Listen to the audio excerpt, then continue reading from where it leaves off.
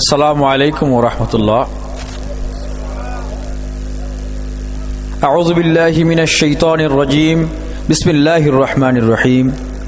قال الله تعالى في كلامه المجيد وفرقانه الحميد قل جاء الحق وزهق الباطل إن الباطل كان زهوقا وقال النبي صلى الله عليه وسلم الظلم ظلمات يوم القيامة।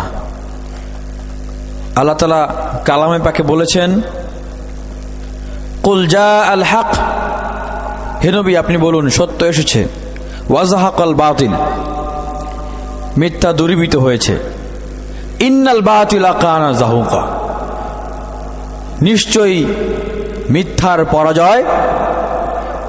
পরাজয় আবশ্যকীয়, অবশ্যম্ভাবী। আর যে হাদিসটি পাঠ করলাম তার অর্থ হচ্ছে আয-যুলমু যুলমাতুন ইয়াউমাল কিয়ামা, কিয়ামতের দিন জালেমদের এই জুলুম কি হয়ে দেখা দিবে? অন্ধকার হয়ে দেখা দিবে। প্রধান তাফসীরকারক এসেছেন, আপনারা সবাই তার তাফসীর শুনবেন, অধীর আগ্রহে অপেক্ষা করছেন। মাঝখানে আসলে কথা বলাটা সেরকম ভাবে আসলে বলা যায় না, আপনারা যদি অনুমতি দেন তাহলে একটু কথা বলবো আর কি। আবার শীতের রাত, অনেক কষ্ট, বলবো। এই কোরআনের আয়াতটা তেলাওয়াত করার অর্থ হচ্ছে, এক সময় এই বাংলাদেশের যেখানেই ওয়াজ মাহফিল হতো, সত্যের পথে কথা হতো, হকের পক্ষে কথা হতো, দুর্নীতির বিরুদ্ধে কথা হতো, অন্যায়ের বিরুদ্ধে কথা হতো, আলেমদেরকে ওয়াজ মাহফিলের ময়দান থেকে গ্রেফতার করা হতো। শুধু গ্রেফতার করেই ক্ষান্ত হতো না, পরের দিন টেলিভিশন মিডিয়াতে দেখানো হতো যে জঙ্গি ধরা হয়েছে, মৌলবাদীদেরকে গ্রেফতার করা হয়েছে। অথচ তারা ছিল কি? আলেম, কোরআনের পাখি। আজ সত্য এসেছে, মিথ্যা আছে, তারা পরাজিত হয়েছে। আমরা বলতাম বিশ্ববিদ্যালয় থেকে যে ফেরাউন নমরুদেরও পতন হয়েছে। আপনারা শাপলা চত্বরে হাজার হাজার আলেমদের উপরে গুলি চালিয়েছেন, আপনারা কোরআনের পাখিদেরকে গ্রেফতার করেছেন, মৌলবাদী জঙ্গি বানিয়েছেন, আপনারা আলেমদেরকে ফাঁসির কাস্টে ঝুলিয়েছেন মিথ্যা অপবাদ দিয়ে। আপনারা লুটপাট করছেন, দুর্নীতি করছেন, অন্যায় অপরাধের স্বর্গ রাজ্য তৈরি করেছেন। আপনারা ভয় করেন ফেরাউন নমরুদেরও পতন হয়েছে, আপনাদেরও পতন হবে। কিন্তু কিছুদিন আগেও তাদের কথা শুনে মনে হতো তাদের পতন তো দূরের কথা, তাদের মনে হয় মৃত্যুও হবে না। আর যে আয়াতটি তেলাওয়াত, যে হাদিসটি পাঠ করেছি, আয-যুলমু যুলমাতুন ইয়াউমাল কিয়ামাহ, কিয়ামত তো সুদূর বা অদূর, কিন্তু এই ইহজগতেই দেখেন যারা জুলুম করেছে, এতদিন অত্যাচার করেছে মানুষের উপরে, এখনই তারা কিন্তু চোখে সরিষা ফুল দেখতেছে, অন্ধকার দেখতেছে। ঘুমাইলে এখন ফাঁসির দড়ি দেখে, আর জেগে থাকলে দেখে যে ছাত্ররা লাঠি নিয়ে আসতেছে, এই বুঝি আমার গণধোলাই দিল, তাই না? এই যে অন্যায়ের বিরুদ্ধে প্রতিবাদ, মিথ্যার বিরুদ্ধে প্রতিবাদ, ন্যায়ের জন্য প্রতিবাদ, এই প্রতিবাদকে জারি রাখতে হবে। এই যে হাজার হাজার ছাত্র জনতা জীবন দিয়েছে, কেন জীবন দিয়েছে? এই সুন্দর নতুন বাংলাদেশের জন্য, যেই বাংলাদেশ থেকে, যেই বাংলাদেশে আর কখনো ওয়াজের ময়দান থেকে কোন কোরআনের পাখিকে গ্রেফতার করা হবে না। যেই বাংলাদেশ থেকে, যেই বাংলাদেশে ইসলামের শত্রু উগ্র হিন্দুত্ববাদী বিজেপি সরকার, মোদী সরকারের আর কোনো আশ্রয়স্থল হবে না। যেই বাংলাদেশের রন্ধ্র রন্ধ্র থেকে ইসলামের শত্রু, মুসলমানদের শত্রু, ইসলামী বিপ্লবের ঘাতক মোদী সরকার, বিজেপি সরকারকে উৎখাত করা হবে। এজন্যই তরুণ ছাত্ররা জীবন দিয়েছে।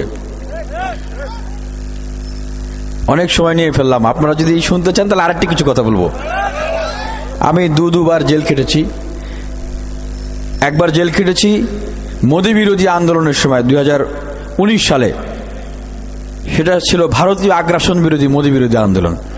আমাকে গ্রেপ্তার করে মুখে কালো মাস্ক পরিয়ে আমার দুহাত এভাবে লাঠিতে ঝুলিয়ে আধা ঘন্টা 1 ঘন্টা করে পিটাতো এবং বলতো, তোর বিশ্ববিদ্যালয়ে আন্দোলন করো, ঢাকা বিশ্ববিদ্যালয়ে মাইক পেলে যা খুশি বলো, সারা বাংলাদেশের ঠিকাদারি নিছো, এখন তো ইন্ডিয়ারও ঠিকাদারি নিছো। ভাই, বাংলাদেশে কে আসবে না আসবে সেটা কি তোর দেখতেছেন? এইটা হলো বাংলাদেশের যারা সবচেয়ে বেশি দুর্ধর্ষ, বিপজ্জনক, বিধ্বংসী, ডেঞ্জারাস, তাদেরকে এইখানে রাখেন। আর কারা কারা থাকে? পুলিশ, সেনাবাহিনী, আর্মি, বিডিআর, মানে বিশেষ বাহিনীর যারা, তারা অন্যায় অপরাধ করলে তাদেরকে এখানে রাখা হয়। তখন আমি বললাম যে এই যে আমাকে যাদের সাথে রাখা হয়েছে তাদেরকে সাথে নিয়ে এই ইসলাম বিদ্বেষী, ইসলাম বিরোধী, ফ্যাসিবাদী, খুনি, লুটেরা সরকারের পতন আমরা করব ইনশাআল্লাহ। এবং বলেছিলাম আমরা তাদেরকে সাথে নিয়ে রাষ্ট্র ক্ষমতা পরিচালনা করব, দেশের মানুষের খেদমত করব ইনশাআল্লাহ। আল্লাহ সেই দোয়া কবুল করেছেন। আজকে মুক্তভাবে আলেমরা ওয়াজ করছেন, মুক্তভাবে আপনারা কথা বলতে পারছেন। আপনারা কি চান না এটা জারি থাকুক? থাকুক। আর একটা কথা বলেই আমি আমার বক্তব্য শেষ করে দিব।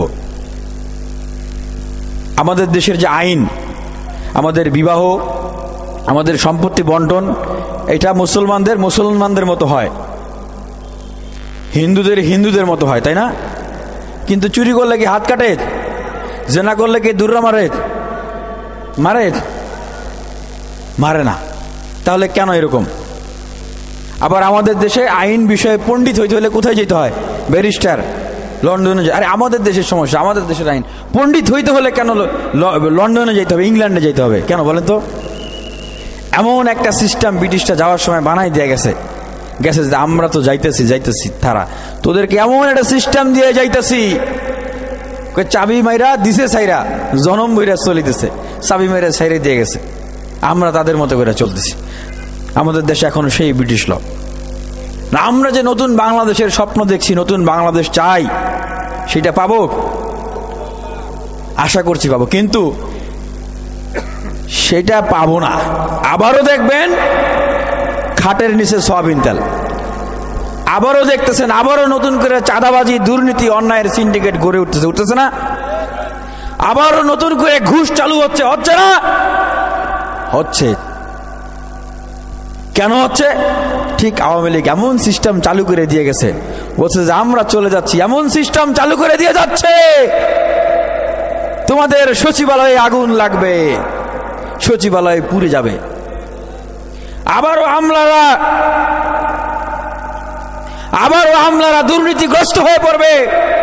রাজনৈতিক নেতৃত্বরা আবারও আমলাদের সাথে সিন্ডিকেট করে জনগণকে শোষণ করবে, নির্যাতন করবে, ঘুষ খাবে, সুদ খাবে, এমন সিস্টেম চালাবে। তাহলে কি করতে হবে?